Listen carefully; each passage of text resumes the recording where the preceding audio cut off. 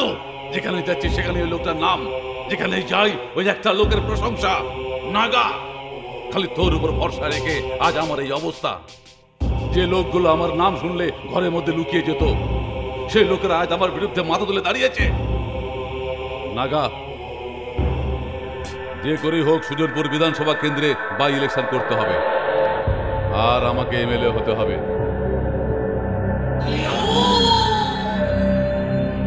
সুজনপুরে by election হবে, তুমি MLA হবে, তারপরে গিয়ে নাগা তোমায় মুখ দেখাবে।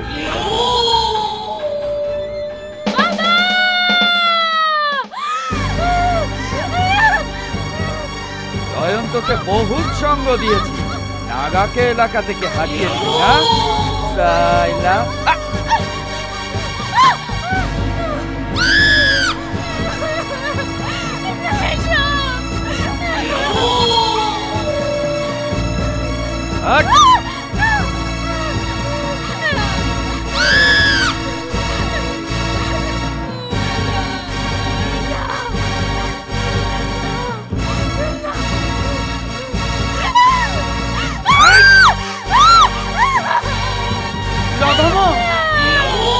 শোন, জয়ন্তকে ভালোই ভালোই বলে দিবি আমার রাস্তা থেকে সরে যেতে, না হলে নাগার ফোনা একবার ওপরে উঠলে সে কাউকে ছাড়বে না। আজ সালি তোকে ছেড়ে দিলাম, না হলে পরে এই গায়ের সামনে তোর ইজ্জত নেবার জন্য নাগা পিছপা হবে না। বলে দিবি আমি নাগা। নাগা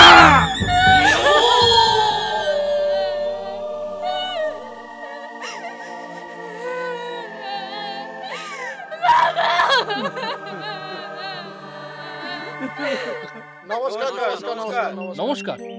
আরে সকাল সকাল এত লোক এসেছেন?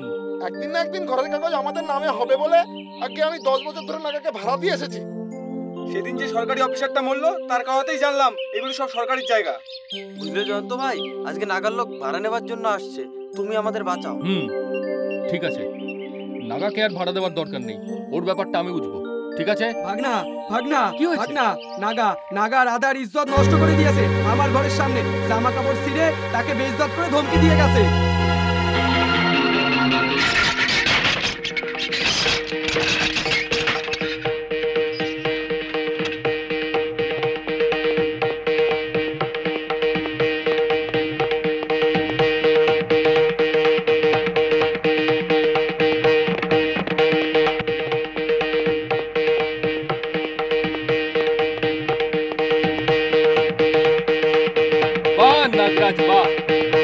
ঘরের ভেতরে বসে ঢোল বাজিয়ে বাজিয়ে খুব মজা নিচ্ছ?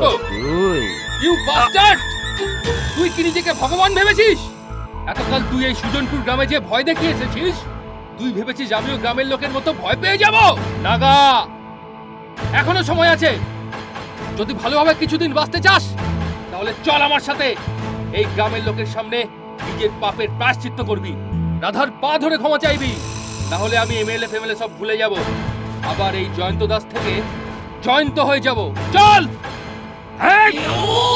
শুয়ে থাকা সাপের লেজে হাত লাগাতে যাস না জয়ন্ত, তোর রাস্তায় তুই যা, না হলে নাগার অনা একবার উঠলে তোর বাঁচা মুশকিল হয়ে যাবে। যা যা। নাগা, তুই আজ অব্দি শুধু পশু দেখেছিস, আসল মানুষ দেখিসনি। চল।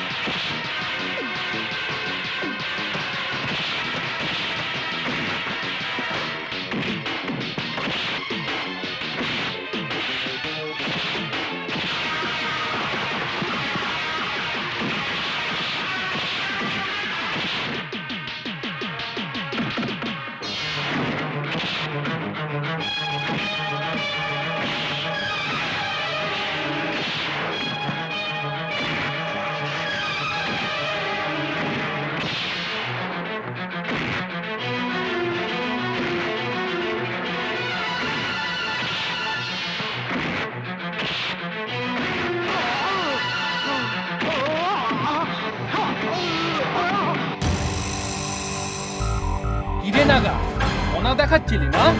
বাস্টার্ড! নিরীহ গ্রামের লোকদের কাছ থেকে টাকা আদায় করে অধিকারে ঘুরছিলি, জিপে করে ঘুরছিলি। আজ এই জিপের সাথে দৌড়ে দৌড়ে গ্রামের রাস্তায় ঘুরবি চল।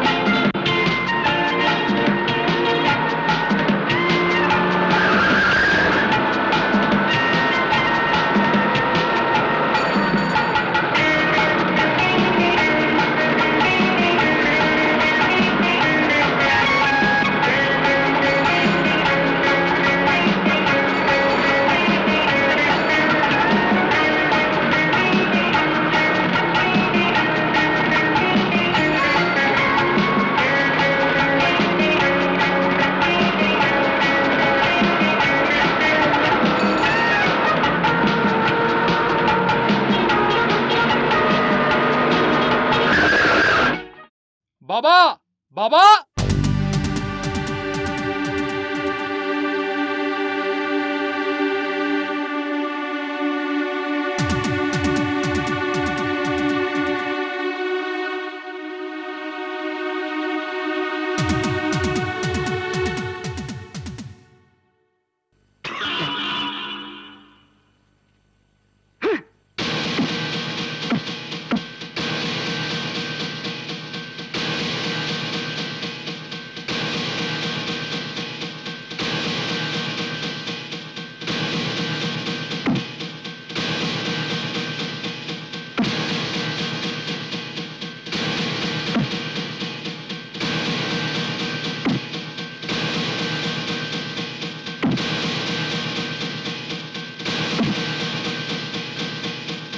ব্যাস ব্যাস, এবার রাগ ঠান্ডা হলো, মন শান্ত হলো।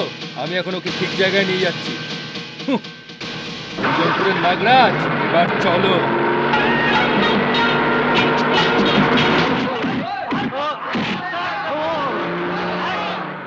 শোন রে, তোর চামচাদের বলে দে এই দোকানগুলোর ওপরের বোর্ডগুলো সব নামিয়ে দিতে বল, না হলে জিপ এমন ভাবে চালাবো সুজনপুর গ্রামের প্রত্যেক রাস্তার ওপর তোর মাংসের টুকরো বিছিয়ে যাবে, বুঝতে পারলি? বল।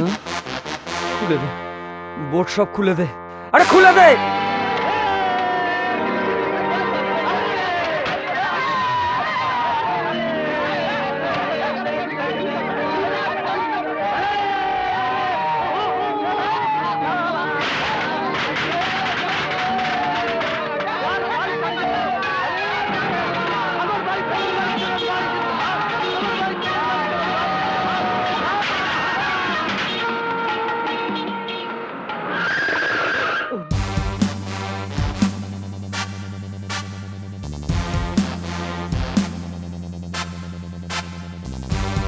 চল রে, চল।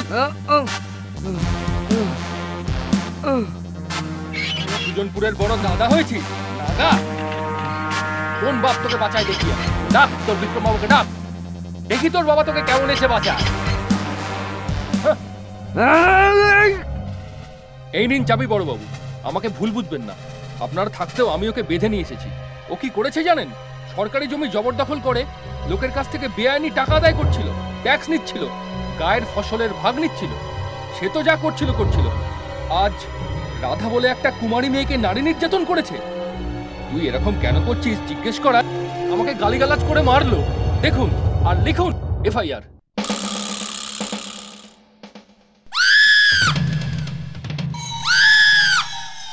ইন্সপেক্টর, জানো নাগা কার লোক? চাকরি রাখার যদি ইচ্ছা থাকে তাহলে ওকে ভালোই ভালো ছেড়ে দাও, নাইলে বহুত ঝামেলায় পড়বে। তার আগে আমার কথার উত্তর দাও, তুমি এখান থেকে যাবে না আমি তোমার লকআপে পুরবো? তুমি কি ভেবেছো থানার সব লোক কি তোমার চাকর, নাকি তোমাদের মতো গুন্ডাদের পোষার জন্য সরকার আমাদের টাকা দিয়ে রেখেছে? না বড় বাবু, সরকার আপনাকে রাখলে কি হবে, সুজনপুরের বাবার জায়গা তো, আর ওর কথা না মানলে ও আপনার বংশ পরিবার কিছুই রাখবে না। তবে নাগাকে ভেতরে পুড়েছে বলে ভেবেছো সব সমস্যার সমাধান হয়ে গেল? সমস্যা তো এখন আরম্ভ হলো। বিক্রম ইলেকশনে হেরেছে বলে তোমরা ভেবেছো ফিনিশ হয়ে গেছে? হেমন্ত বাঘের লেজে পা দিয়ে জাগিয়ে তুলেছো তোমরা। তোমাদের সকলকে ঘায়েল না করা পর্যন্ত আমিও ছাড়বো না।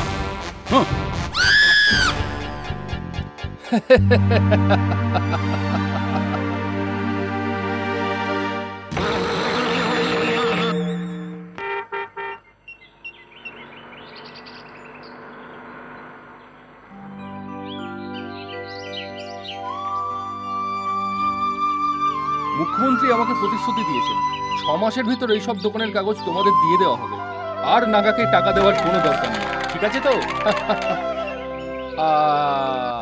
মঞ্জু, তুইও তোর ঠাকুমার নামে দোকান খুলতে পারবি রে। হ্যাঁ, বুঝলি? আর চিন্তা